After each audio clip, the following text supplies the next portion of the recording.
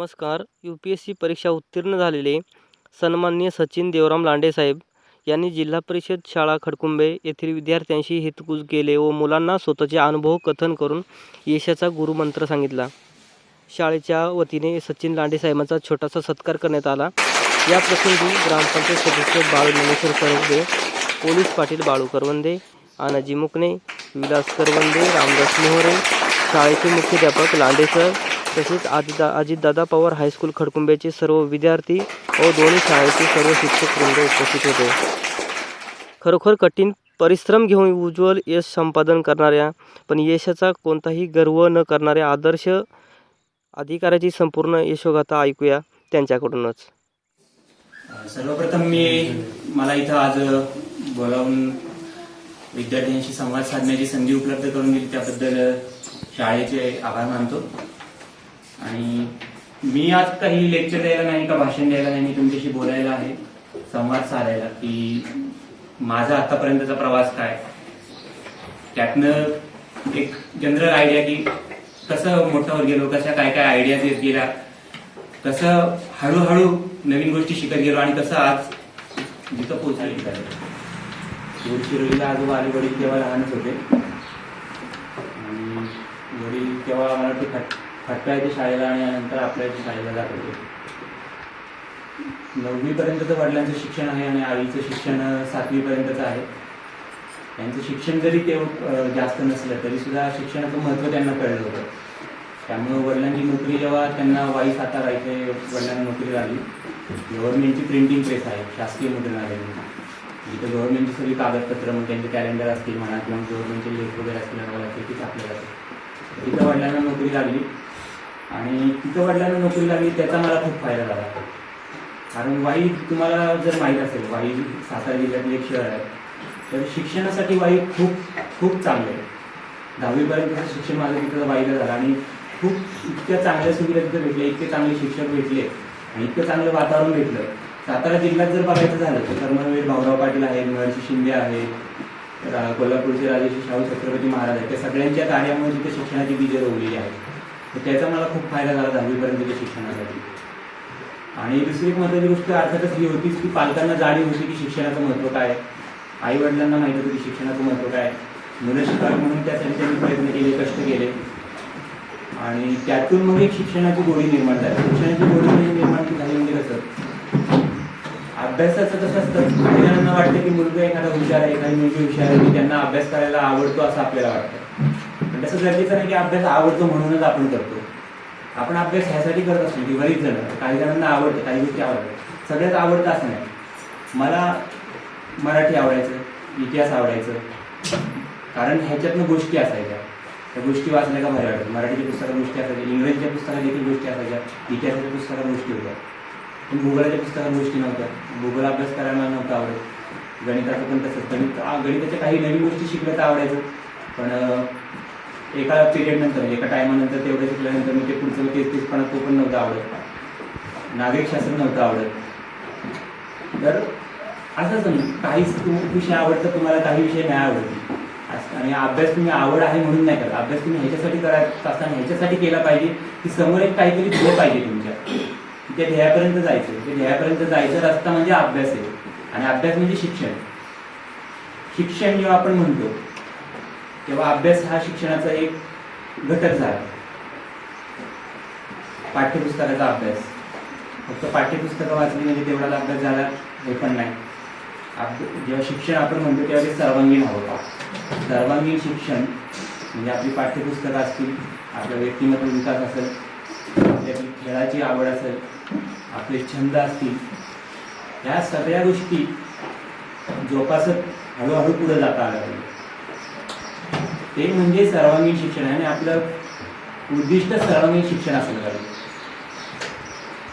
तर हे झालं तर मी परत पहिल्यापासून सांगतो की शिक्षणाचं म्हणजे कसं होतं, की कुठून कसं सुरुवात झाली. सर्वात पहिलं महत्त्वाचं होतं की मी 2.5-3 वर्षाचा जेव्हा होतो तेव्हा वाईचे तहसीलदार हे आपल्याच भागातील होते, दादाभाऊ जोशी म्हणून. तांबेगाव आहे, माहीत असेल सर्वांना.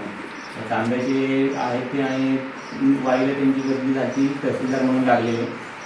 त्यांच्या घरी जाणे नव्हतं. मी 2.5-3 वर्षाचं होतो तेव्हा लहान असताना, त्यांना पण लहान मुलं आवडत होती. आणि त्यातनं मला कळलं की बाबा अधिकारी म्हणजे कोण असतात, कसं असतं, ते पद, प्रतिष्ठा, सन्मान, जबाबदाऱ्यांची जाणीव एवढी नाही झाली, पण ज्या आजूबाजूला पाहत होतो त्यातून एक आकर्षण निर्माण झालं आणि वाटायला लागलं की आपण पण अधिकारी व्हावं. आणि स्वप्न थोडक्यात एक निर्माण झालं, एक ध्येय, एक ध्यास, ज्याच्यासाठी आपल्याला प्रयत्न करायचे. ती एक त्यातनं ती दिशा ठरते. मग तसं ते म्हणजे त्यांच्याशी भेट झाली, त्यांच्या मार्गदर्शन तुम्हाला कायम झालं, अजून सुद्धा त्यांचं मार्गदर्शन असतं. तर तिथं एक ठरवलं की आपल्याला काहीतरी करायचं, आपल्याला अधिकारी व्हायचे. कसं करायचं माहीत नव्हतं. मार्ग हळूहळू पुढं ओपन होत जातात, दिशा हळूहळू कळत जाते, पण ध्येय ठरलं होतं.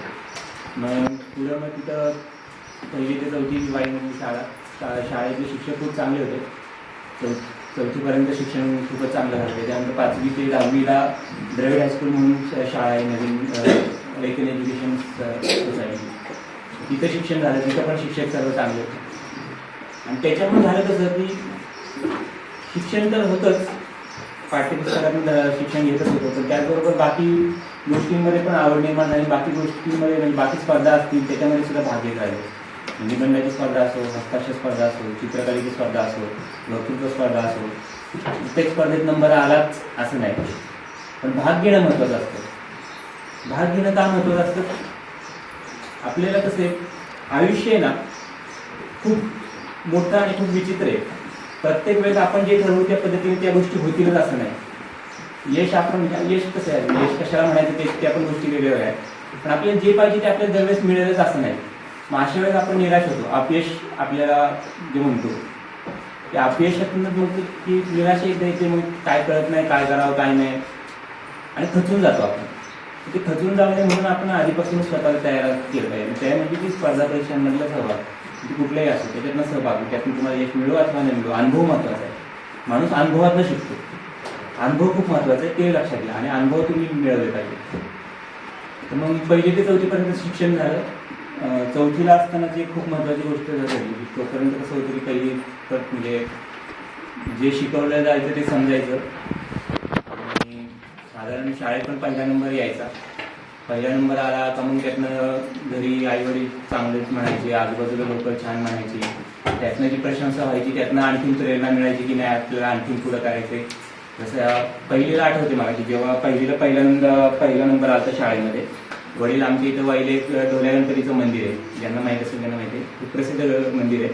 तिथं घेऊन गेले वडील पेढे घेऊन, देवासमोर पेढा ठेवला आणि म्हटलं की बाबा दरवर्षी असाच पहिला नंबर होईल. तर ते की बाबा ध्येय ठरवायचं, म्हणजे छोट्या छोट्या गोष्टीतनं पुढे जायचं आपल्याला. 4थीला असताना महत्त्वाची गोष्ट अशी घडलेली आहे की 4थीला असताना स्कॉलरशिपला बसलेलो, आणि पार्टेबाई म्हणून आमच्या शिक्षिका होत्या. एक गणित का बुद्धिमत्तेचं काहीतरी शिकवत होत्या. त्या गोष्टी मला समजल्या नाही. माझ्यासोबतची मुलं होती, माझ्यासोबतची 3-4, त्यांना त्या गोष्टी लवकर समजल्या, मला समजल्या नाहीत. थोडं वाईट वाटलं, रडायला लागलो. तेव्हा बाई मला म्हटल्या की तुला जर रडायचं असेल तर तू परीक्षा देऊ नकोस, तू परीक्षेला बसूच नको तुला जर रडायचं असेल तर. ही गोष्ट खूप छोटी, एक फक्त वाक्य बोलले त्या, पण त्या वाक्यात खूप काय काय मोठं होतं. म्हणजे अजून सुद्धा त्यांचं ते हे एकच वाक्य, तुला रडायचं असेल तर तू या परीक्षेसाठी बसू नको, तू या परीक्षेला पडू नकोस. ते एका वाक्यात काय आहे, त्या वाक्याचा अर्थ काय? तुम्हाला हार नाही मानायची, तुम्हाला प्रयत्न करायचे. रडायचं असेल ना तर कुठल्या गोष्टीला पडूच नका तुम्ही. कुठल्या गोष्टीमध्ये तुम्हाला म्हणजे काय म्हणतात, आपल्याला तर समजा काही करायचं ठरवलं आपण आणि तुम्ही सुरुवात केली, थोडंसं कुठंतरी खडतर कुठंतरी काहीतरी चॅलेंजेस आले आणि तुम्ही म्हटलात की नाही आता होत नाही माझ्याच्यानं, मग तुम्ही थांबलात आणि सोडून दिलं. तिथनं मग आपली अधोगती सुरू होती. आपण थांबलं तर संपलं म्हणतो ना, ते येते. बाईने मला ते सांगितलं आणि तिथनं मग मला त्याच्यामुळे मग कळलं की नाही आपल्याला कष्ट करायचे, मेहनत करायची. येत नसेल तर त्यासाठी प्रयत्न करायचे. प्रयत्न केले ते येतं, प्रयत्न नाही केले तर नाहीच येणार. जो व्यक्ती प्रयत्न करेल त्याला ते येणार. ह्या पद्धतीचं ते होतं. तो जो मेसेज होता बाईंचा तो खूप महत्त्वाचा काम मला पडला आणि खूप त्याचा फायदा झाला. पुढं कायम ते लक्षात ठेवलं की घाबरत असाल तुम्ही कशाला, आणि संकटांना सामोरं जायची तयारी नसेल तुम्हाला तर मग तुम्ही ती गोष्ट करूच नका. आणि जर एखादी गोष्ट करायची आहे तर मग घाबरू नका, प्रयत्न करा, संघर्ष करा. हे महत्त्वाचं, हे लक्षात ठेवा. तुम्ही पुढं सगळ्यात जास्त कामाला ही गोष्ट येणार आहे. धाडस सगळ्यात महत्वाचं असतं. संकटांना सामोरं जाण्याचं, प्रतिकूल परिस्थितीला देखील 2 हात करून पुढे उभं राहण्याचं, हे धाडस सगळ्यात महत्वाचं आहे. धाडस असेल ना तर मार्ग मिळत जातो, दिशा मिळत जाते. त्याच्यानंतर मग पुढचं मग शिक्षण 5वी ते 10वीला हायस्कूलला झालं. स्पर्धा परीक्षांमध्ये सहभाग वगैरे होताच.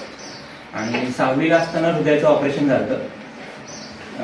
तर त्याच्यामध्ये जवळपास एक अर्धा वर्ष मी शाळेत गेलो नव्हतो, घरीच होतो 6वीला असताना. 6वीला अर्ध्यातनं मी शाळा सुरू केली आणि शाळेत जाताना सुद्धा तसं मग हृदयाचं ऑपरेशन होतं, तर मग जास्त ओझं वगैरे काय असं घेऊ नये म्हणून मग डॉक्टरांनी सांगितलं. तर आई जवळपास जे 6वीचं उरलेलं अर्ध वर्ष होतं, आई माझं दप्तर घेऊन शाळेला यायची. दप्तर घेऊन सकाळी शाळेला यायची. शाळेत मी बसलो का मग संध्याकाळी परत न्यायला यायची दप्तर घेऊन. मग ती दप्तर घेऊन मग ते घरी घेऊन जाणार. मला अर्ध वर्ष कसं गेलं. तर आई वडिलांनी मेहनत घेतली मुलगा शिकावं म्हणून. मला एक लहान भाऊ आहे. तर दोघांचं सुद्धा आमचं किंवा शिक्षणासाठी जे प्रयत्न आहेत ना, पालकांना जाणीव पाहिजे, ते पण महत्वाचं आहे. पालकांना जाणीव नसेल तर विद्यार्थ्यांना बऱ्याचदा दिशा मिळत नाही. आम्हाला शिक्षणाचं महत्व कळलं कारण आमच्या पालकांना शिक्षणाचं महत्व कळलं होतं. 5वीला म्हणजे आता आमच्या वेळेस 4थी आणि 7वीला स्कॉलरशिपच्या परीक्षा होत्या. तर 4थी स्कॉलरशिप, 7वीला स्कॉलरशिपच्या परीक्षा दिल्या, 8वीला NTS वगैरे परीक्षा दिल्या, NTSच्या परीक्षा दिल्या असायच्या, महाराष्ट्र टॅलेंटच्या त्या परीक्षा दिल्या. 9वी 10वीला अभ्यास केला. 8वी मला वाटतं 8वीपासून आमच्या शाळेमध्ये ग्रंथालय होतं, त्या ग्रंथालयाची पुस्तकं वाचायला सुरुवात केली. तोपर्यंत पुस्तकं वाचण्याची आवड मला लहानपणापासून होती, पण आमच्या शाळेतल्या ग्रंथपालांना घाबरायचं, त्याच्यामुळे कधी ग्रंथालयात गेलो नव्हतो. 8वीपासून कळलं जेव्हा ग्रंथपालांना घाबरायची काही गरज नसते. आणि मग तिथनं मग पुस्तकं आणखी चांगली चांगली पुस्तकं वाचण्यात आली. तर महत्वाचं म्हणजे कसं, तुम्हाला ही जी गोष्ट पहिली सांगितली मी की लढायचे तुम्हाला, ती महत्वाची गोष्ट. दुसरी महत्वाची गोष्ट की वाचनाची आवड निर्माण करा. वाचनाची आवड खूप महत्वाची. मी म्हटलो की अनुभव माणसाला खूप काही शिकवतो, पण आपण इकडे आहोत, आपण ग्रामीण भागात आपल्या इकडे आहोत, आपण आपला संपर्क शहराशी तेवढा नाही, आपला संपर्क बाहेरच्या जगाशी तेवढा नाही. मग आपल्याला हे अनुभव कुठून मिळतात? आपल्याला हे अनुभव मिळतात ते पुस्तकाने. आज मी इथं आलो, आज मी माझं काय अनुभव सांगतो. हे एक व्यक्ती झाले. तुमचे शिक्षक आहे ते त्यांच्या आयुष्यातले काही प्रसंग तुम्हाला सांगतील, त्यांना ज्या गोष्टी माहिती ते तुम्हाला सांगतील. पण त्याच्यापेक्षा पण आपल्याला आणखीन काय शिकता येईल, आणखीन आपल्याला हे अनुभव कुठनं गोळा करता येईल. तर ते आहे म्हणजे पुस्तकांचं वाचन. जेवढं तुम्ही वाचशाल, जेवढं तुम्ही थोरा मोठ्यांची चरित्र वाचशाल, तेवढं तुम्हाला कळत जाईल की त्यांनी संघर्ष कसा केला. कोणी कितीही मोठं जरी झालेलं असलं ना, तरी त्याला असं नसतं की त्याला चांदीच्या ताटात आणून दिले असं नसतं. संघर्ष प्रत्येकाने केलेला असतो. धीरूभाई अंबानींनी संघर्ष केला, मग त्यांनी त्यांचं साम्राज्य उभं केलं आणि आज त्यांची मग मुलं जे आहेत मुकेश अंबानी, अनिल अंबानी.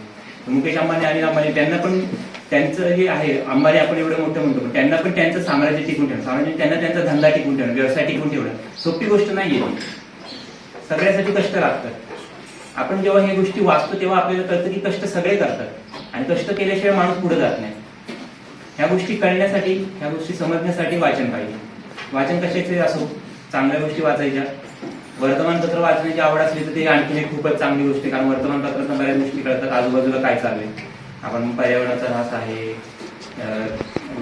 वनीकरण जे आहे ते कमी होते त्या समस्या असतील, शिक्षणाच्या क्षेत्रात काय चाललं, आरोग्याच्या क्षेत्रात काय चाललं, जितकी तुम्हाला माहिती मिळेल इतकं तुम्हाला कळेल की आपला समाज कसा चालतो, आपला देश कसा चालतो. जितका तुम्ही स्वतः समृद्ध होता, जितकं आपण स्वतः समृद्ध होतो तितकं आपल्याला वेगवेगळ्या नवीन दिशा उपलब्ध होत जातात. आपल्या समोरचा मुख्य प्रॉब्लेम काय होतो की आपण ग्रामीण भागात जेव्हा असतो तेव्हा आपल्याला कळत नाही की पुढे आपल्याकडे संधी काय आहे, पुढे आपल्याकडे दिशा काय आहे, पुढे आपल्याकडे अपॉर्च्युनिटीज काय काय. त्या कळाव्यात कुठनं कळणार आपल्याला. जितकं आपण आजूबाजूच्या जगाकडं उघड्या नजरेने पाहू, कुतूहलाने पाहू, उत्सुकतेनं पाहू, तेवढं आपल्याला कळणार की बाबा काय आहे, जग कसं आहे, काय संधी आहे, त्यातलं मला काय आवडतं, मी कशात काम करू शकतो. तर त्याच्यासाठी पर्याय काय आहे. समजा आर्मीत जायचं तर काय असतात, कुठल्या परीक्षा असतात. समजा सनदी अधिकारी व्हायचं तर काय असतं, MPSC UPSC काय असतं. ह्या गोष्टी आपल्याला काहीतरी ठरवायला लागतं. ठरवलं तर मग त्या गोष्टींची माहिती कळत जाते. समजा एखाद्याला वाटत असेल शिक्षक व्हायचं तर मग त्यासाठी काय करायला लागतं, माहिती मिळणं महत्त्वाचं. माहिती आता उपलब्ध आहे, नेट आहे, इंटरनेट आहे, सगळं आहे. आणि तुम्ही आता 2 वर्षाच्या कोरोनाच्या काळामध्ये ऑनलाईन क्लासेसमुळे नेट बऱ्यापैकी चांगल्या पद्धतीने वापरायला शिकलेला देखील आहात आणि ही खूप चांगली गोष्ट आहे आताच्या जनरेशनसाठी. डिजिटल इंडिया सरकारचं सुद्धा धोरण आहेच. तर त्या दृष्टीने प्रयत्न झाले पाहिजेत. आणि परत आता माझ्या हायस्कूलच्या शिक्षणावरती येतो. 8वी ते 10वीच्या काळात इंग्रजी विषयाचे जे व्याकरण आहे आणि त्या बाबतीत माझं खूप चांगले अभ्यास झाला. कारण तांबे सर म्हणून एक शिक्षक होते तिथं, त्यांनी व्याकरणाचा विशेष तयारी करून घेतली. आणि शिक्षणाच्या 2 पद्धती असतात, म्हणजे 2 पद्धतीने आपण नवीन गोष्टी शिकू शकतो. एक तर पाठांतर करणं आणि एक तर समजून घेणं. पाठांतर करून काय फायदा होत नसतो, समजून घेणं जास्त महत्त्वाचं असतं. समजून कसं घ्यायचं त्याच्यासाठी त्या गोष्टीची आवड पाहिजे. आवड असली की ती गोष्ट आपण आपोआप शिकतो, आपण आपोआप समजतो. आता म्हणजे कसं आता समजा एखाद्याला क्रिकेटची आवड असेल तर त्याला फार काही सांगायला लागत नाही की क्रिकेटचं कसं काय वगैरे. खूप गोष्टी त्याला आपोआप माहीत असतात, माहीत आलं तर लक्षात पण राहत असतात. कोणाला चित्रकलेची आवड असेल त्यातली माहिती मिळत जाते, त्यातल्या गोष्टी कळत जातात. आवड पाहिजे, तुम्हाला जिथं आवड जाईल तिथं पुढे जायचं, हे जमलं आहे. खेळाची आवड असेल ते पण चांगलं आहे. तर तांबे सरांनी शिकवलं, व्याकरणाचं बरंच करून घेतलं. आणि माझी शिकण्याची पद्धत अशी होती की वाचायचं, समजून घ्यायचं आणि त्यातनं जे लक्षात राहील ते लक्षात राहील, जे विसरेल ते विसरेल, पण जे लक्षात राहील ते, जे नाही लक्षात राहील ते पाठ करायचं. पण फोकस ह्याच्यावर असला पाहिजे की समजून घ्यायचं. आणि व्हायचं कसं, आता समजा 8वीला गेलो, 9वीला गेलो किंवा कुठल्याही इयत्तेला आपल्याला पुस्तकं भेटतात, त्या वर्षाची नवीन पुस्तकं भेटतात. पुस्तकं भेटल्यानंतर मला कसं असं पहिलं काय असायचं, मराठीचं पुस्तक, इतिहासाचं पुस्तक, ही 2 पुस्तकं वाचून काढायची. आधी जसं सांगितलं तसं मला गोष्टी आवडायच्या आणि मराठीच्या पुस्तक आणि इतिहासाच्या पुस्तकामध्ये गोष्टी मिळतात, ही पुस्तकं लगेच वाचून काढायची. मग ह्या विषयांचं कसं व्हायचं, वाचलं तर लक्षात राहायचं, समजायचं आवडीनं. त्याच्यामुळे ह्यांचा विशेष वेगळा अभ्यास करायची गरज पडत नव्हती. मग ह्या अशा गोष्टी आहेत काही की ज्या तुम्हाला कळल्या पाहिजे. तुम्हाला कळलं पाहिजे की आपल्याला काय आवडतं काय नाही, आणि ती आवड पाहिजे, कुतूहल पाहिजे, उत्सुकता पाहिजे. 10वी नंतरचं पुढचं माझं शिक्षण जर म्हणायचं झालं तर 11वी-12वीला फर्ग्युसनला पुण्याला गेलो. आणि तिथनं मग जे शिक्षकांचा पर्सनल कॉन्टॅक्ट होता तो गेला. कारण 11वी-12वीला शिक्षकांचं तुमच्यावर तेवढं वैयक्तिक लक्ष राहील असं नाही. 10वीपर्यंत आपल्याला ही संधी असते, 10वीपर्यंत त्याचा खूप फायदा करून घ्यायचा. तर शिक्षकांचा वैयक्तिक संपर्क केला, परंतु 10वीपर्यंत जो पाया घडलेला होता त्याच्या आधारावरती पुढे मग स्वतः सुद्धा म्हणजे शहरात होतं कसं, शहरात जेव्हा आपण मोठ्या शहरात जातो तेव्हा आजूबाजूला एवढ्या भरपूर गोष्टी असतात, एवढं काय काय असतं की ते एकदम सगळं आपल्याला नवीन होऊन जातं. म्हणजे मॉल असतात, मोठी मोठी दुकानं असतात, मोठे सगळे स्टॉल्स वगैरे असतात, खूप काय काय असतं. त्याच्यात आपण वाहवत नाही गेलं पाहिजे. आपलं ध्येय आपल्या समोर असलं पाहिजे, आपल्या पालकांचे कष्ट आपल्याला माहीत असले पाहिजे, ते कधी विसरता कामा नये. ह्या गोष्टींची जाणीव असेल ना तर आपण प्रयत्न करू. 11वी-12वीला होतो कॉलेजला, तर बऱ्यापैकी म्हणजे असं आजूबाजूची जी प्रलोभनं होती त्यापासून लांब राहण्यात यशस्वी ठरलो. आणि पुढे डिग्रीसाठी सिव्हिल इंजिनिअरिंगला COEPला गेलो, शासकीय अभियांत्रिकी कॉलेज आहे पुण्याला. आणि डिग्री 2018ला झाली. आणि त्याच्यानंतर UPSC साठी अभ्यासास सुरुवात केली. ज्ञानप्रबोधिनी म्हणून पुण्यामध्ये क्लासेस आहेत आणि त्याच क्लासेसची संलग्न कौस्तुभ अकॅडमी म्हणून कौस्तुभ बोंद्रे सर आहेत विदर्भातले, ते क्लासेस घेत होते, त्यांच्याकडे होतो मी प्रिपरेशनसाठी. 3 वर्ष 2018 नंतर साधारण 3 वर्ष प्रिपरेशनमध्ये गेली आणि मागच्या वर्षी निकाल आला, तेव्हा पहिल्यांदा यश मिळालं. आणि हा गेल्या 3 वर्षाचा प्रवास मी म्हणेन सगळ्यात कठीण होता. आपण जेव्हा शाळेत असतो, अगदी कॉलेजपर्यंत, अगदी डिग्री भेटेपर्यंतचा आपला प्रवास आहे ना बऱ्यापैकी सोपा असतो. काही आर्थिक अडचणी येतात, कधी कधी थोडं घरचे काही प्रॉब्लेम येतात, पण ते सोडलं तर वेगळं विशेष काही आपल्यासमोर समस्या नसतात. आपल्या फक्त अभ्यास करायचा असतो आणि परीक्षा द्यायच्या असतात. डिग्री जेव्हा आपली पूर्ण होते तेव्हा सगळ्यात मोठं आव्हान आपल्यासमोर उभं राहतं, कारण आपल्याला आपल्या पायावरती उभं राहायचं असतं, स्वतःसाठी कमवायला शिकायला लागतं. आणि तेव्हा मग कळतं आपल्याला की जबाबदाऱ्या म्हणजे काय असतात. तर डिग्री झाली 18, तोपर्यंत व्यवस्थित चालू होतं, काही थोडेफार अडचणी वगैरे होत्या, पण तोपर्यंत आयुष्य मी म्हणेन की खूप सोपं होतं. फक्त अभ्यास करायचा होता, मला परीक्षा द्यायची होती, बाकी काही करायचं नव्हतं. पण त्याच्यानंतर खूप मोठी आव्हान निर्माण झाली. अभ्यास तर करायचाच होता डिग्री नंतर, पण अभ्यास सुरू होता UPSCचा. पण पहिल्या परीक्षेला यश नाही आलं. मुलाखतीपर्यंत गेलो, दिल्लीला मुलाखत असते, मुलाखतीपर्यंत गेलो, पण यश नाही आलं. निकाल लागला. त्याच वर्षी MPSCचा निकाल लागला, नायब तहसीलदारची पोस्ट मिळाली, पण MPSCचं ध्येय नव्हतं आधीपासून, UPSCचंच होतं. आणि UPSC मध्ये अपयश आलं तर मग खूप वाईट वाटलं. आतापर्यंत आयुष्यामध्ये कधी फेल गेलेलं नव्हतं, कधी YD बसला नव्हता, 1 वर्ष कधी ड्रॉप नव्हतं. यावेळेस पहिल्यांदा असं झालं की परत परीक्षा द्यावी लागणार होती आणि त्यामुळं खूप मोठा धक्का बसलेला. जवळजवळ मला ते 1-2 आठवडे मला त्यातनं सावरायला गेले. आई तर म्हटली सुद्धा होती की रडायचं असेल तर रडून घे म्हणून, कारण परिस्थिती अशी होती की हसत बी नव्हतं, रडत बी नव्हतं, नुसतं तोंड पाडून बसलेलो. आणि त्यातनं मग पुढं जायचं धीर कसा मिळाला, तर चौथीला बाईंनी मला जे सांगितलेलं की तुला जर ह्याच्यात पडायचं असेल तर रडू नकोस, प्रयत्न करायचे होते. प्रयत्न केले, परत परीक्षेला बसलो, परत 1 वर्ष परीक्षा झाली, परत पूर्वपरीक्षा, परत मुख्य परीक्षा, परत मुलाखत, 3 टप्पे झाले. आणि मग जो निकाल आला, मग तेव्हा कुठं फायनली यादीमध्ये नाव आलं. यादीत नाव जेव्हा आलं आणि तेव्हा मी घरी होतो. यादीत नाव यायच्या आधी आम्हाला माहित होतं की 4-5 दिवस आधी बाबा आता निकाल लागणार आहे, निकाल लागणार आहे. आणि टेन्शनले होतं निकाल लागणार तेव्हा, कारण गेल्या वर्षी तर नव्हतं आपण यादीमध्ये, गेल्या वर्षी अपयश आलं, यावर्षी काय होईल सांगता येत नाही. मग 4-5 दिवस टेन्शनमध्ये होतो.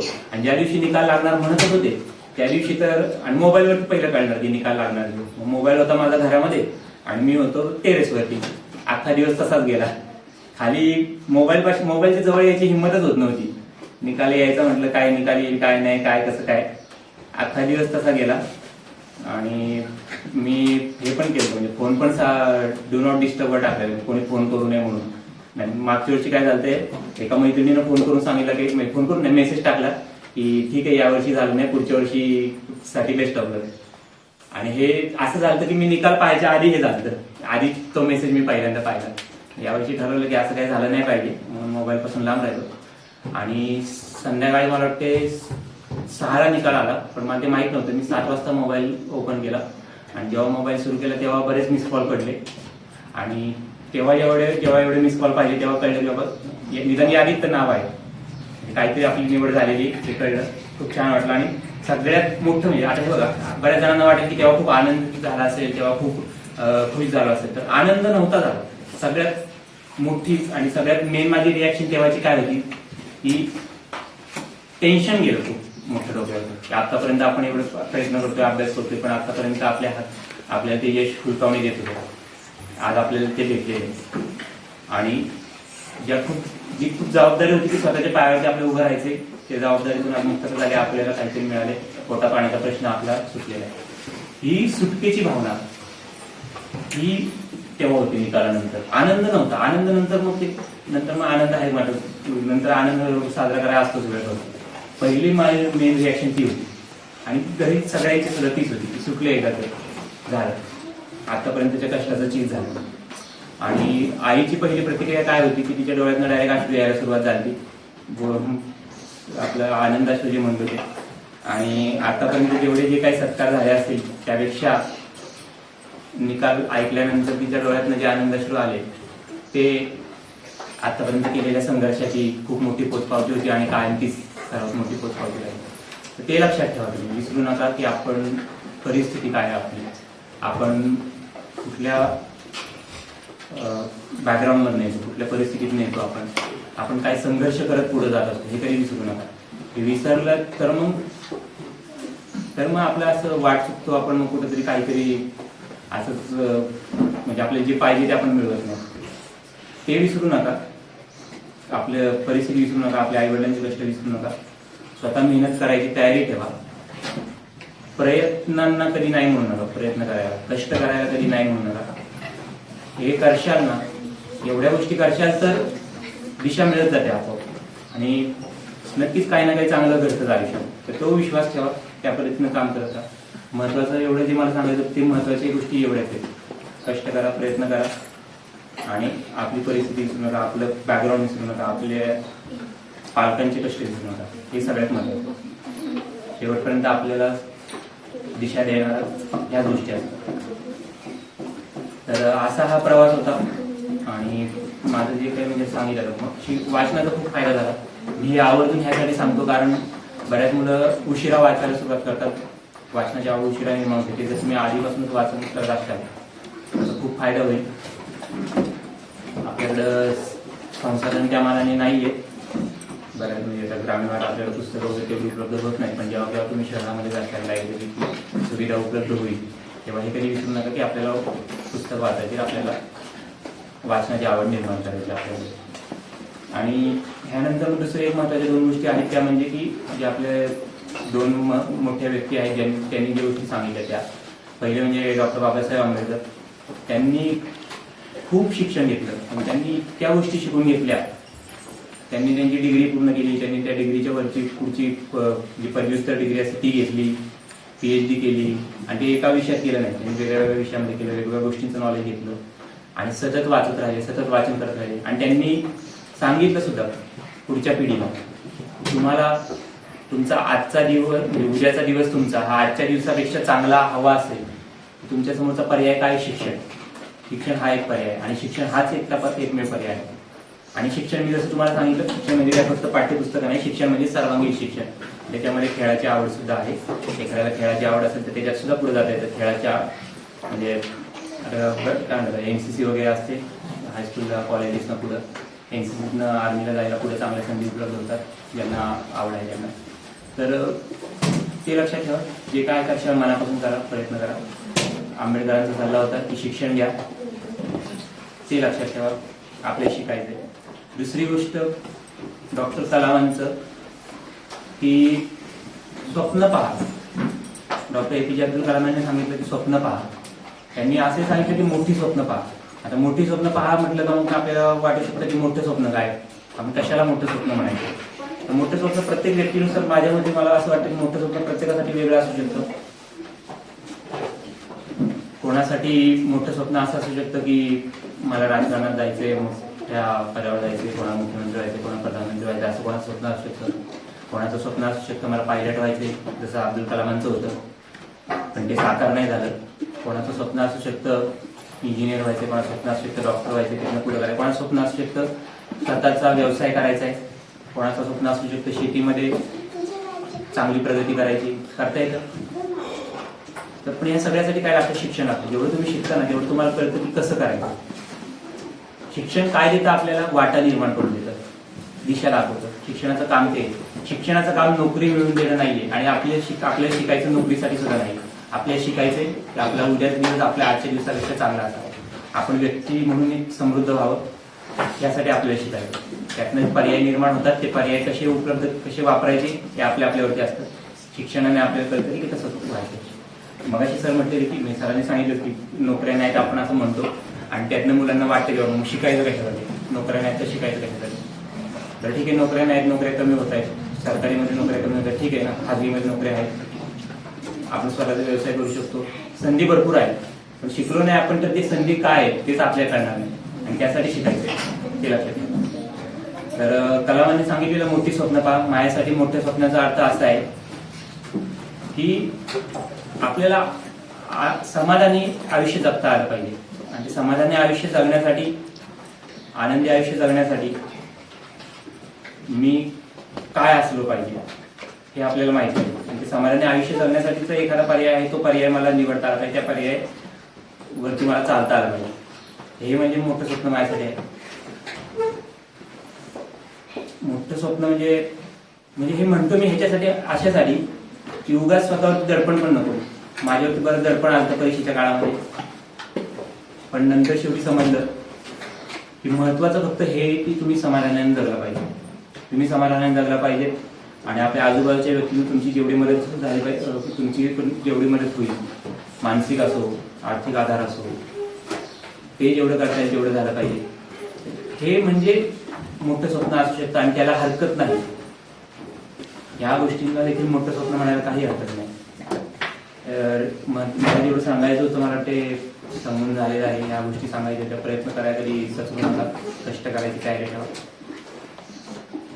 आणि पुनश्च मला इथं संधी निर्माण करून दिली शाळेने, त्याबद्दल शाळेचे आभार मानतो आणि माझा तुमच्याशी संवाद थांबवतो. पण तुम्हाला काही बोलायचं असेल तर आहेच नाही तो, पण कारण कसं होते हे आता फक्त एका साईडनं बोलणं झालं. मी तर सुरुवातीला सांगितल्याप्रमाणे भाषण द्यायला, लेक्चर द्यायला नाही आलेलो. त्याच्यामुळे तुम्हाला काय बोलायचं तर आपण बोलू शकतो याच्यानंतर. सर आता कुठल्या पोस्टवरती आहात तुम्ही? आता काय झालं, मला IPS पोस्ट मिळाली. IAS 7-8 मार्कांनी राहिलं. गेल्या वर्षी मी म्हटलं की UPSC इंटरव्ह्यूपर्यंत गेलो पण फायनल सिलेक्शन नाही झालं, तर ते 3 मार्कांनी राहिलेलं. यावर्षी IAS 7-8 मार्कांनी राहिलं आणि IAS भेटला असं मला महाराष्ट्र राज्य भेटत होतं. IPS मिळालेले, राज्य महाराष्ट्र नाही भेटते, बाहेरचं मिळते. आणि त्यामुळे मला पुढच्या महिन्यापासून ट्रेनिंग चालू होती. 26 मार्चपासून ट्रेनिंग आहे. हैदराबादला ट्रेनिंगला जायचं. आणि शिक्षणाच्या बाबतीत एक दुसरी गोष्ट सांगायची मला ती अशी की शिक्षण कायम चालू राहतं. आपल्याला वाटतं की शिक्षण म्हणजे फक्त पदवीपर्यंत म्हणा किंवा नोकरी लागेपर्यंत, पण तसं काही नसतं. शिक्षण पुढं कायम चालू राहतं. मला आता नोकरी लागली, पण नोकरी तुम्हाला जसं सांगितलं तसं या राज्यात नाही राहणार, बाहेरच्या राज्यात राहणार. बाहेरचं राज्य म्हटलं की त्यांची भाषा आली ती शिकणार, त्यांचा इतिहास आला, त्यांचा भूगोल आला, त्यांच्यातले मोठे व्यक्ती असतील. आपल्या महाराष्ट्रातले आपली व्यक्ती माहिती, आपल्या महाराष्ट्रातले आपले संत माहिती आहेत, मला त्यांच्या राज्यातले जाऊन शिकायला लागणार. ह्या गोष्टी हे शिक्षण आलं. शिक्षण थांबत नाही. शिक्षण म्हणजे माहिती करून घेणं, नवीन नवीन गोष्टी माहिती करून घेणं. कोरोनाच्या काळामध्ये आता ऑनलाईन क्लासेस घ्यायचे होते, ते कसे घ्यायचे, तुम्हालाही शिकायला लागले की बाबा ऑनलाईन क्लासेस कसं अटेंड करायचं, शिक्षकांनाही शिकायला लागले की ऑनलाईन क्लासेस कसे अरेंज करायचे. शिक्षण त्यांच्यासाठी देखील थांबलं नाही, ते शिक्षक अजून सुद्धा. शिक्षण कोणासाठी थांबत म्हणजे असं शिक्षण आपलं कधीच थांबत नाही. आपल्याला कायम शिकायचे, संपूर्ण आयुष्य आपण शिकत असतो. आणि ते लक्षात ह्याच्यासाठी ठेवायचं, कारण आपण जर असं म्हणून चाललो की नाही बाबा एवढंच फक्त 10वीपर्यंत शिकायचंय, 12वीपर्यंत शिकायचंय, मग त्याच्यानंतर माझं आयुष्य चांगलं आहे, मग त्याच्यानंतर शिकायची गरज नाही, असं जर म्हटलं तर आपल्या प्रयत्नामध्ये आपण कमी पडतो. पण आपण जर लक्षात ठेवलं की आपल्याला अख्खा आयुष्य शिकायचंच आहे, तर मग सोपं जातं. आपण असं म्हणत नाही की बाबा ठीक आहे आता इथपर्यंत शिकलो, पुढे मी शिकणार नाही, ती भावना कायमची नष्ट होती. एक प्रश्न मला होता की सध्याला आपण बघतोय कुठल्याही पोस्टवरती किंवा पदावरती असणारे लोक असतात, त्यांना म्हणजे जे सराउंडिंग आहे सुरुवातीचे शिक्षण क्षेत्रातले, त्यावेळेस तुम्हाला कुठल्या लोकांच्या संगत लाभली किंवा कुठले मित्र लाभले की जेणेकरून तुम्हाला तोपर्यंत यायला चान्सेस आले? म्हणजे शालेय मित्र कसे होते हे मला म्हणजे शालेय जीवनामध्ये किंवा तुमच्या परिषदेपर्यंत? तसं मी बऱ्याच जणांना सांगतो की मित्रमैत्रिणी असावेत, कारण होतं कसं एकटं पडून चालत नाही. आपण एकटं जेवढं पडतो ना तेवढं मग आपल्याला म्हणजे ग्रुपमध्ये असलं ना खूप फायदा होतो. आणि माझं कसं नव्हतं, मी आधीपासून लहानपणापासून म्हणजे एकटा कोणाला मिसळणार नाही काय नाही, त्याच्यामुळे मला फार मित्र नसायचे, ओळखी असायचे, पण ज्यांना खरोखर मी मित्र म्हणू शकेल असे म्हणून होते फार. आणि असं आणि ऑपरेशन झालं 6वीला, त्याच्यानंतर काय झालं, त्याच्यानंतर अर्ध्या वर्ष तर मी शाळेला गेलो नव्हतो, आणि त्यातनं मग मी आणखीनच एकटा पडलो. आणि हे साधारण मला ते 8वीपर्यंत चाललं. आणि 9वी-10वी पासून पहिल्यांदा मी स्वतःहून जरा पुढाकार घेतला, म्हटलं आता किती असते कधीपर्यंत एकटा असं राहायचं. आणि म्हणून मी जरा 9वी-10वी थोडं मुलांमध्ये मिसळायला सुरुवात केली. आणि जोपर्यंत तुम्ही मुलात मिसळत नाही तोपर्यंत तुम्हाला कळत नाही की बाबा चांगलं संगत कुठली वाईट संगत कुठली. आपण नुसतं म्हणतो चांगली संगत वाईट संगत, माणसांशी बोलल्याशिवाय कळत नाही ना कुठला माणूस चांगला कुठला माणूस वाईट. त्यासाठी म्हणून ओळखी करायला पाहिजे, मुलांना एकमेकांशी ग्रुपने राहायला पाहिजे. ग्रुपचा फायदा मला बऱ्याच गोष्टीमध्ये झाला. आणि ती जी मुलांची माझी जास्त जी ओळख झाली नवी राहिली, त्याच्या बऱ्याच मुलांना अशा गोष्टी येत होत्या ज्या मला येत नव्हत्या. म्हणजे आता 1-2 मुलं त्यातली होती की ज्यांना वक्तृत्व स्पर्धेमध्ये भाग घ्यायला भीती बिलकुल वाटायची नाही. माझं काय व्हायचं की म्हणजे मी खूप स्पर्धांमध्ये भाग घेतला वक्तृत्वांच्या, पण जेव्हा उभं राहिलो, किती स्पर्धांमध्ये भाग घेतला तरी पण जेव्हा मी स्टेजवर उभं राहायचो तेव्हा मला भीती वाटायची, किंवा स्टेजवर जायच्या आधी. आणि दरवेळेस होत राहिलं. तुम्हाला मी सांगितलं ना की घाबरून चालत नाही, तसं आहे. मग भीती मला कायम वाटत राहिली, पण तरी पण भाग घेत राहिलो. आणि ह्या बाबतीत होतं, नवीन आलेल्या त्या मित्रांशी पण बोलून तुम्हाला कशी काय भीती वाटत नाही असं मी त्यांना म्हटलं. मग त्यातला एक मित्र म्हटलं की घाबरायचं काय म्हणे, काय नाही, की जाऊन आपल्या तिथं बोलायचं, एवढं लक्षात ठेवायचं, जायचं बोलायचं, कोण काय म्हणत नाही का काय नाही. ते त्यानं सांगितलं मग की त्याच्यावरती विचार झाला. दुसरा एक मित्र होता, कॉलेजला असताना एकदा आम्हाला इंग्लिशच्या क्लासला म्हणजे इंग्लिशच्या परीक्षेला, तोंडी परीक्षेला निबंधाचं म्हणायचं होतं. ते बरेच मुलं काय करायची, जायची टीचरचं बसलेल्या उतरणीचा क्लास होता असा, टीचर बसलेले तिथं मुलं जायची आणि टीचरांना फक्त बोलून दाखवायची जे काही पाठ केलेलं ते. आणि माझ्या मित्रानं काय केलं, माझा मित्र केला, टीचरला म्हटलं टीचर मला वर्गासमोर बोलायचे. आणि त्यानं तसं केलं, वर्गासमोर बोलायचं म्हटलं, टीचर म्हटलं ठीक आहे. आणि तो एकटा वर्गासमोर बोलला आणि त्यानं तसं केलं म्हटलं, मी म्हटलं नाही आता मला पण तसं करायचंय. मग हे मित्र असलं म्हणजे असं होतं की एकमेकांना तुम्ही पुढे ढकलत जाता. मग हे वक्तृत्व स्पर्धेमध्ये झालं किंवा बाकी गोष्टींमध्ये समजा चित्रकलेमध्ये म्हणा. आता एक आठवडाभरापूर्वी माझ्या एका मित्राने चित्र काढलं आणि स्टेटसला टाकलं व्हॉट्सअपला. आणि त्याने स्टेटसला व्हॉट्सअपला चित्र टाकलं तेव्हा मला वाटलं की अरे नाही आपलं बरेच म्हणजे बराच वेळा झाला आपण परीक्षा देतो, आता पण ते चित्र काढली नाही. त्याचं चित्राकडे पाहून मला वाटलं बाबा आपण काढायचं परत. पण नाही आता म्हणजे केलं तर नाही काही, नुसतं वाटणं हे महत्वाचं आहे. तर प्रश्न असा आहे, दिशा ठरवली त्या पदापर्यंत जाण्यासाठी किंवा त्या सर्वोच्च डिग्रीपर्यंत जाण्यासाठी, तर पुस्तकं तुम्ही सामाजिक आणि धार्मिक याच्यापैकी कोणती निवड केली, त्या दोन्ही एकत्र निवड केली? म्हणजे कसं आहे की मुलांना जर तुम्ही जसे गेले जर पुढे जायचं असेल तर आपल्याला सुरुवात कशी करायची? वाचायचं झालं नाही ते म्हटलं तर कसं आहे, म्हणजे टीव्ही सारखे, टीव्ही म्हणा मोबाईल सारखे तुम्हाला भेटतं तर सगळं काय काय त्यातलं तुम्हाला काय घ्यायचं ते आपल्यावरती असतं. म्हणजे टीव्हीला डिस्कवरीचे पण चॅनल असतात, टीव्हीला कार्टूनचे पण चॅनल असतात, टीव्हीला आपल्या रडीचे कार्यक्रम पण असतात, किंवा मग मोबाईलवरती म्हटलं युट्यूबवरती जरी म्हटलं युट्यूबवरती टाइमपासचे पण व्हिडिओ असतात आणि बऱ्याच माहितीपर व्हिडिओ पण असतात. UPSC MPSC स्पर्धा परीक्षांची माहिती देणारे पण बरेचसे व्हिडिओ असतात. तसंच पुस्तकांचं सुद्धा तसं आहे. पुस्तकांमध्ये खूप प्रकार असतात. आपल्याला काय वाचतोय, आपण काय वाचतोय ह्याच्यावरती पण खूप डिपेंड करतं. आणि मला तसं सांगायला पण नव्हतं की काय वाचायचं, मला जे हाताला लागेल ते वाचायचो मी. म्हणजे की वर्तमानपत्र तर वर्तमानपत्र वाचली, वर्तमानपत्र आमच्या घरी येत नव्हते पण जिथं चान्स मिळेल तिथं वाचायचो. गोष्टीची पुस्तकं तर गोष्टीची पुस्तकं वाचली. शाळेची पुस्तकं सुद्धा मी आवडीनं वाचली, की पुस्तक म्हणूनच वाचली किंवा गोष्टीची पुस्तकं म्हणून अशी म्हणून वाचली शाळेची पुस्तकं सुद्धा. तर वाचनाला दिशा नव्हती माझ्या काही तेव्हा, पण जे चांगलं वाटेल ते वाचायचो, जे हाताला लावेल ते वाचायचो. तुम्ही काय करा, शाळेत जर वाचायचं असेल ना तर वर्तमानपत्र कुठे भेटत असेल तर त्याची वाचण्याची सवय लागली तर चांगली गोष्ट आहे.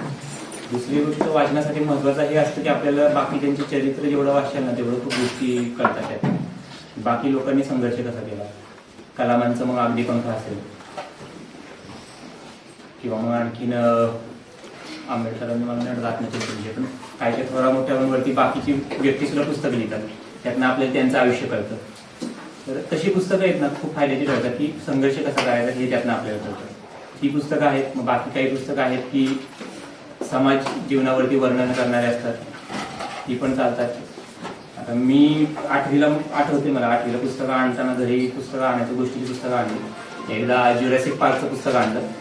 ज्युरासिक पार्कचं पुस्तक आणलं आणि वडील म्हणे आता का डायनोसॉर तयार करणार का घरी, ज्युरासिक पार्कचं पुस्तक वाचलं. आणि त्याच्यानंतर हॅरी पॉटरचं पण पुस्तक वाचली. तर करत राहिलं, म्हणजे असं काय नाही की वाचणं असं फक्त एवढंच की काही फालतू वाचलंच नाही, काही कामाचं वाचलं आलं पाहिजे. फायदा होतोच त्याचा. मग जास्त फायदा ह्याचा पण झाला की जे स्पर्धांमध्ये भाग घेत गेलो, म्हणजे निबंध स्पर्धामध्ये भाग घ्यायचो, वक्तृत्व स्पर्धामध्ये भाग घ्यायचो. तर मला लिहून देणारं कोण नव्हतं, आपली भाषणं वगैरे. मग आपण स्वतः माहिती गोळा करायची, आपण स्वतः लिहायचं. या पुस्तकावर थोडं वाच, त्या पुस्तकानं थोडं पहा, तिकडनं गोळा करा आणि मग त्याच्यावरनं आपलं आपण बनवायचं. हे जी लिहिण्याची पद्धत माझी बनली. याचा फायदा असा झाला, पुढे 10वीला फायदा झाला, 10वीला निबंध लिहायचा, पुढे 11वी 12वी वगैरे नंतर फायदा झाला. पण UPSCला खूप फायदा झाला. आणि UPSCची मुख्य परीक्षा असते ती लेखी परीक्षा असते. 9 पेपर लिहायचे असतात, 3 तासाचा एक पेपर असतो, साधारण 27 तास परीक्षा चालते. एका दिवसाला 2 पेपर असतात, म्हणजे एका दिवसाला 6 तास लिहायचं असतं सगळं. म्हणजे ज्या आधी लिहायची प्रॅक्टिस होती त्यांना विचार कसा करायचा हे माहित होतं. फक्त थोडेफार त्याच्यामध्ये थोडे मॉडिफिकेशन केले, थोडंसं त्याच्यामध्ये सुधारणा केली आणि झालं. म्हणजे विशेष मेहनत मला करायला नाही लागली लिखाणासाठी UPSCच्या परीक्षेमध्ये. बऱ्याच जणांना त्याच्यात करायला लागते. तर मग ह्या पद्धतीनं असं आहे वाचनाचं. कसं आहे, पहिली गोष्ट तुम्हाला आहे ना आपल्याला उपलब्धता नाहीये तेवढी, आपल्याकडे तेवढे चॉईसेस नाहीत की मग मला हे भेटेल मी ते वाचू, ते भेटेल वाचू. आपल्याकडे जे भेटेल ते वाचा. जेव्हा तुम्हाला खूप पर्याय मिळतील तेव्हा तुम्ही अशी पुस्तकं वाचा की जी पुस्तकं प्रसिद्ध आहेत, जी पुस्तकं बरेच लोक म्हणतात की चांगली, जी पुस्तकं वेगळ्या वेगळ्या लोकांचे जीवनचरित्र वर्णन करतात, अशी पुस्तकं वाचा. नावं माहिती आहे काही अधिकाऱ्यांची, तर ती सांगितली तर कदाचित मला वाटते बऱ्याच मुलांना कळून जाईल. एक म्हणजे आहेत की विश्वास नांगरे पाटील. विश्वास नांगरे पाटील हे IPS आहेत. त्याच्यानंतर राकेश मारिया जे 26/11च्या मुंबई हल्ल्याच्या त्यांनी सगळं कोऑर्डिनेट केलं पोलिसांची रिॲक्शन, ते राकेश मारिया सर. त्याच्यानंतर परत हेमंत करकरे ते 26/11मध्ये शहीद झाले. आणि अशोक कामटे हे पण IPS आहेत. आणि आशुतोष डोंगरे जे आपले तालुक्याचे मी तुम्हाला सांगितले. तर मग ह्याच्यातनं पोस्टिंगचं कसं असतं, जी पहिली पोस्ट असते ती ॲडिशनल SP म्हणून लागतं. ॲडिशनल SP म्हणजे सहाय्यक जिल्हा अधीक्षक, जिल्हा पोलीस अधीक्षक. तर आणि त्याच्यानंतर 3-4 वर्षामध्ये साधारणतः SP ची पोस्ट मिळून जाते. SP म्हणजे आपला जिल्हा पोलीस अधीक्षक. जिल्हा पोलीस अधीक्षक म्हणजे संपूर्ण जिल्ह्याचं पोलीस त्या कार्यालयाच्या त्या व्यक्तीच्या जबाबदारी, ते पोलीस अधीक्षकाची जबाबदारी. माझी पोस्ट आहे ती पोलीस खात्यामध्ये, म्हणजे महसूल खात्यामध्ये कलेक्टर, तर इकडे या पोलीस खात्यामध्ये पोलीस अधीक्षक, ज्याला आपण SP सुद्धा म्हणतो, सुप्रिटेंडंट ऑफ पोलीस. अशी ती पोस्ट आहे IPS.